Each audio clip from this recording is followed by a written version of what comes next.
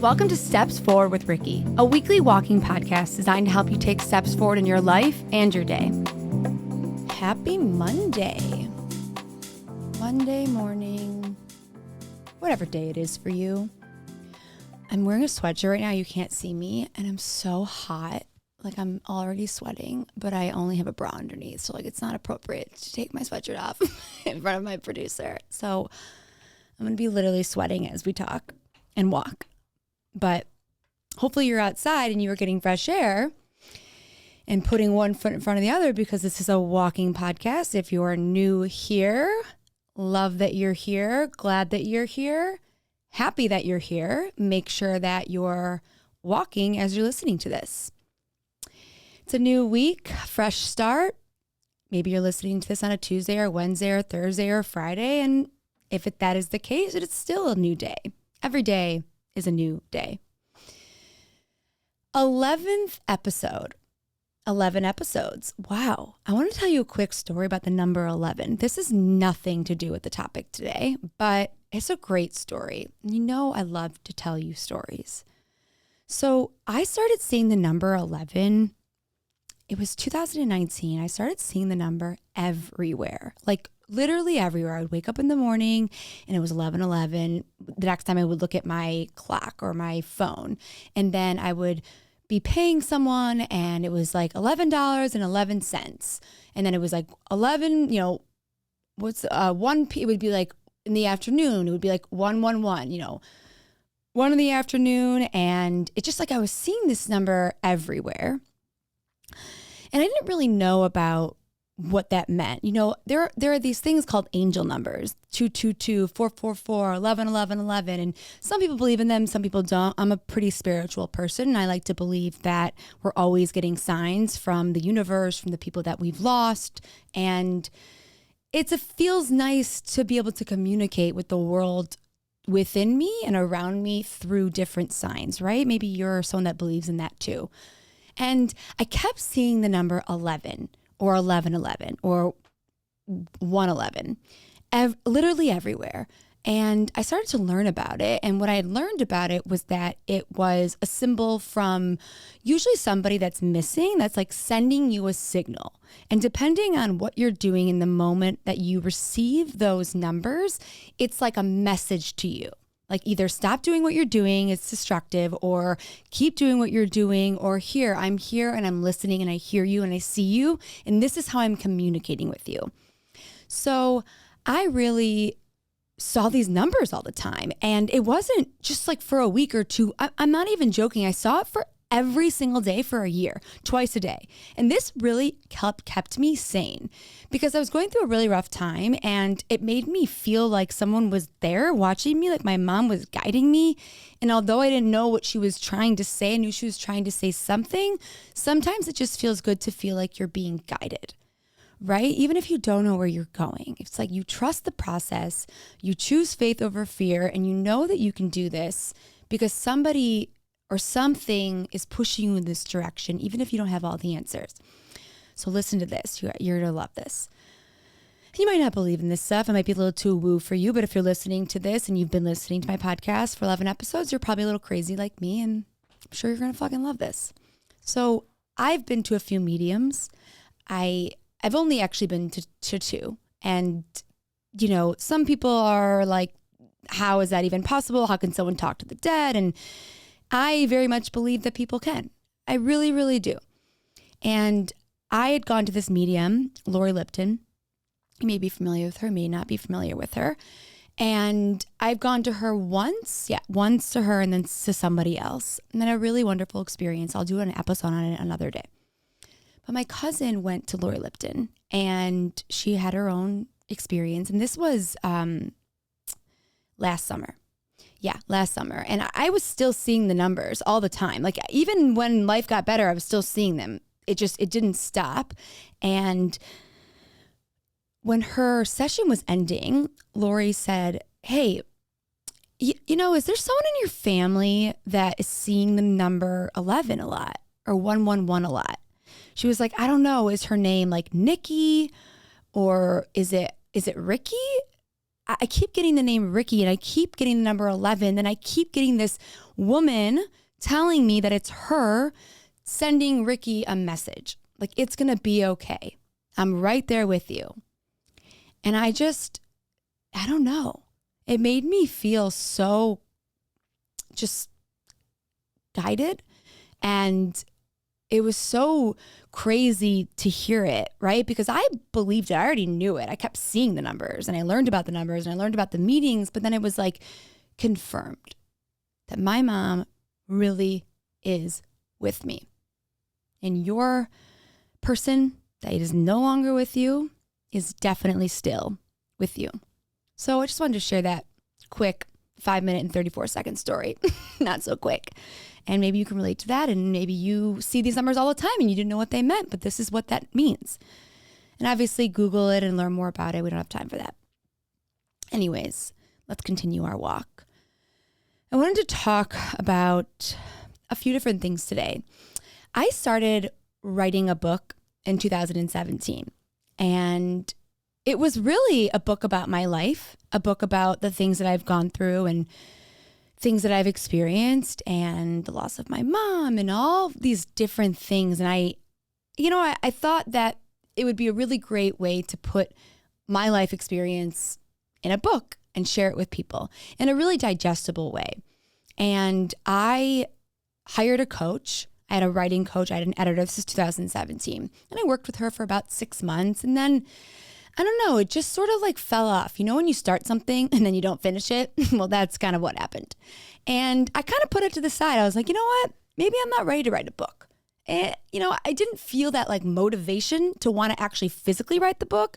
I felt the motivation to want to share my stories. But I thought that I had to do it through a book, or I always wanted to do it through a book because I've always been a writer. I mean, the first thing I ever wrote was my mom's funeral speech. I mean, literally, that is the first time that I sat at my computer, because I have terrible handwriting, and I wrote out a speech for my mom's funeral, which is so crazy when you think about it, right? Like, you think about the things in your life and you don't realize that they're all fucking connected. And one thing leads to another. And I was 13 years old and had no idea that this would be the path that I would take, being a storyteller and being a writer and being a speaker and creating things and putting them out into the world. But that was the first thing that I wrote. And so I thought I would take all these different things and put them into a book. And I just didn't have the passion to finish the book. Writing a book is exhausting. So I put it away. And I went on with my life and I did my speaking and I was, doing my life coaching, and I would share bits and pieces of my book without realizing it on Instagram. And I decided in 2020, after feeling really, really, really lost, when I stopped life coaching, my first company, Break the Weight Away. And I was like, I'm going to go back to this book because I felt really guilty for not finishing it. It felt like it was another thing that I started that I didn't finish. I don't know if you can relate to that. You start something, you get excited about it, you go in, and then you're like, I don't know. This is exhausting. This is not right. I don't want to do this right now. Or you just are destructive and you block yourself from doing it, right? And so my whole thing was that I was being destructive. I was like, you're not writing this book because you're destructive. And maybe a part of that was true. Maybe a part of that is true for you. But there was something more in it. So I was like, you know what? I'm really fucking lost right now. I'm going to go back to that book because that book feels like something that I can kind of hold on to. So I invested another $6,000 and hired another person to help me. Let me tell you something really quickly, okay? If you don't want to do the work on your own and you think hiring someone else to do the work is really what's going to get you to do the work, you've lost your fucking mind because it's not how it works. But for me, I really wanted someone else to write the book for me. It was no different than when I hired someone to help me do speaking. I didn't need someone to help me speak, but I wanted someone to help me get myself out there or write my keynote or do all these different things I just really didn't want to do. And I had not learned this lesson yet. This lesson of if you don't put the work in first and you don't have a little bit of a foundation, then when you seek someone out to mentor you or to help you and you think that they're going to bring it to life for you, you're really, really disappointed because you realize that you actually have to do the work too, with or without that person. People make it easier. They open doors for you. They give you advice. It's all really great. But at the end of the day, no one holds the fucking key to your future. You do, and you have to unlock it. And that is not a lesson that I learned until very recently. And I'm 33, so hopefully you'll learn it a lot sooner. Oh, I'm literally sweating, guys. Okay, anyways. I hired this person, and I had a pause when I hired this person. Like, why do I want to hire somebody when I haven't even worked on the book myself? That was my first thought. And then I was like, no, Ricky, the reason you haven't worked on it is because you don't have the motivation. You don't have the accountability. You're destructive. But this is important for you to finish. So you got to hire somebody to help you finish it. And then I always go back to, but why haven't I worked on it myself? And it was like this constant battle between, why haven't you done it yet? Oh, it's because you're distracted. Oh, it's because you're this. Oh, it's because you're that. So I hired somebody, and I really shouldn't have. I had a pause before I hired this person anyways. It was a gut feeling that I just ignored. And we worked together for like 3 months. And I just like honestly hated it. It wasn't fun for me. She was whatever. And the act of writing a book just was really exhausting for me. And I was thinking about it earlier as to maybe why. And I think it's because I have the type of personality that I really enjoy creating things, and I enjoy putting them out there right away. Because to me, the most wonderful thing is when I get a message or when something that I say inspires you in that moment. And I feel like I'm a come with me kind of person, where sometimes the things that I say, they're more helpful in the moment. And the idea of writing a book and not putting it out there for a long time just like made me feel exhausted, too exhausted to even do it. So about 3 months into this process, I was like, you know what? This is not the right time. It might not even be the right thing. And I took a step back, and it was really hard for me. Maybe you can relate to that when you finally realize that the thing that you want to do or the thing that you've been working on, it's not because you're destructive. It's just not the right time. It's just not the right time. Maybe it's not the right platform. Maybe it's not the right idea.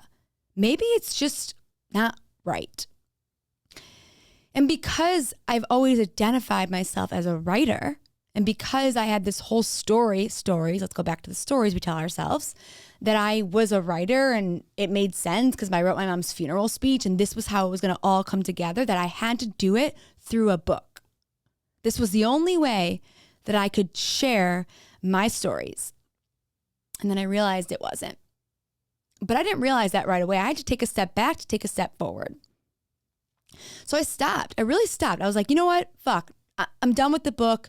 The book is not aligned right now. I'm going to put it in this little, I'm going to do this one day. I'm going to do this when it's right. I'll have more stories folder, and just folded it up. And I don't know, I threw it under my bed, and I just lost it and forgot about it and moved forward. I felt bad for like a week, and then I remembered to trust the process. This was part of the journey. And maybe I would write about this one day, right? That I wrote a book, and then I decided that I didn't want to write a book. Who knows? And then 5 months later, I'm on a walk, and I want to start a podcast. And let me just tell you something. This idea of starting a podcast came from literally absolutely nowhere. Like, I'm not even fucking joking. I saw my friend post something about someone that I knew who was producing podcasts, and that was it. I was sold. I was in. I didn't even have a fucking idea yet. You know what they call that? Alignment. That's a gut fucking instinct. You don't have the answers, but you know it's right. I haven't had that feeling, and so I didn't even have that feeling about the book. And what I've realized recently is that I turned my book into a podcast. I literally turned my book into a podcast. Isn't that wild? I didn't even know it.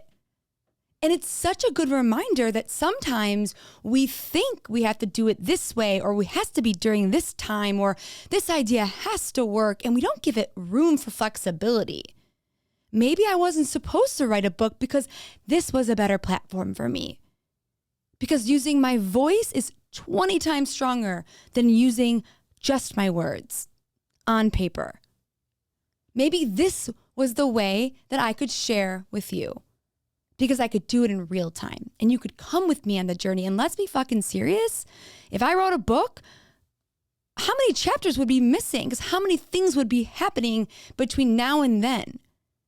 But this podcast feels so aligned for me.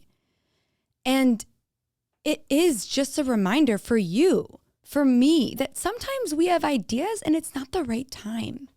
And sometimes it is the right time, but we got to take a little break. And sometimes shit happens where we don't have a fucking choice but to take a break. And I talk about ideas a lot because I'm an ideas person. I'm a creative person. I'm a visionary. I very much identify with being like that. And so I've got 1 million ideas. And a lot of them I haven't finished, and I feel bad about that. Maybe you feel bad about that. Maybe you've ideas or habits or patterns or promises that you have broken and you haven't done yet, and you feel shitty about it. Don't feel so shitty about it. We're on a fucking journey. We start things, we don't finish them, we make mistakes. Timing is everything. And sometimes it's not the right time. That doesn't mean it won't be one day. If I wrote a book, I would still be writing the book and I would not have a podcast. Because why would I think to do a podcast on a book that I'm already writing? That wouldn't even make sense, right? But I had to say to myself, this is not aligned. You've tried 3 times now.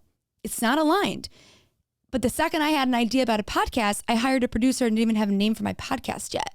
And I show up here week after week, not because I always want to, let's be serious, but because it's aligned. And I feel in my heart and my soul that it feels like a purpose that's bigger than me. That's not what the book felt like. Even when I would tell myself, like, you're not writing this for you, you're writing this for other people, it like couldn't get me to sit down and do it. It wasn't big enough. So think about the reasons that you're doing certain things. If you don't have a big enough reason to do it, it's probably not going to get done. And that's a good indication that A, like your idea is not 100% there yet, or it's not 100% aligned, or it's not the right time. It's no different than like a relationship. Sometimes it's just not the right time, or it's not the right relationship. And it was just so interesting that I was just thinking about that this morning that I literally turned it into a podcast. And what a better platform, right? Because we're friends and we can take walks together. And I'm so happy that I didn't tell anybody again that I was doing this podcast, because when I told people I was writing a book, some people were really supportive and some people were like, well, who's going to read your book? And that made me feel so bad about myself. How many times do you just not trust yourself? Or someone just says like one little thing and you're like, maybe I'll erase that Instagram post, or I don't want to post that, or I don't like that picture, or I'm not going to do that idea, or I'm not going to go on that vacation because 5 people that really aren't even that great, or maybe you do look up to some of them, have said one little thing and kind of steered you in a different direction. Do you believe in yourself? I mean, really, think about that right now. If you didn't ask anybody their opinions, and I'm not saying that opinions aren't good, but when you ask too many people their opinions, you're going to get a lot of opinions. Some you really don't even need to hear. But do you believe in yourself? I mean, really, truly? Because if you do believe in yourself, you have to believe that you're going to do great things, even if they don't happen right away, even if not everyone understands them. And I think it's just a good reminder that we all have great ideas and we all want so many things in our lives. And we think that when we have an idea, we're just like, let's do it now, right? Let's get it done. And then it feels hard. And I don't know that everything should feel so hard. I mean, like, I've had a lot of hard shit in my life and I want things to be easier. And so it's just interesting. And I feel grateful that I'm in this place right now. And that doesn't mean I have every answer. Like, obviously, I don't. And I don't know where the hell my journey is going. I don't know where this podcast is going. I don't know where anything in my life is going, to be 100% honest with you. But I'm trying to be more open about that, because I don't want you to think that you're alone or crazy, or that you're destructive and you can't follow through in your ideas, or you start things and you don't finish them and you're crazy and you're the only one. Like, hey, what's up? My name is Ricky, and I literally were the same. I'm just talking about it. And I hope that helps you. It helps me to talk about it. As soon as I come in here, I'm like, what am I going to talk about today? I just start talking and I don't stop. You're like, we know, Ricky. But yeah, timing is everything. And if you keep pushing at something and it just feels hard, maybe it's just not supposed to happen right now. And that's okay.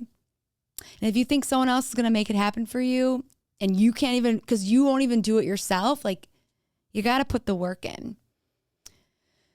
So that's where I'm at right now. And I'm so grateful that I took this idea and made it happen because it felt more aligned. So chase after your dreams and turn your ideas into action, but also know when to take a step back and know when the idea isn't really working for you anymore. Can you switch or change the idea? Maybe you can wait for the idea and trust the timing of your life, knowing that in time and with time, it will happen. It might turn into something even better. Thanks for walking with me. Thank you for putting one foot in front of the other, and hopefully I make you feel more normal about your life and the things that you go through and the things that you're going through.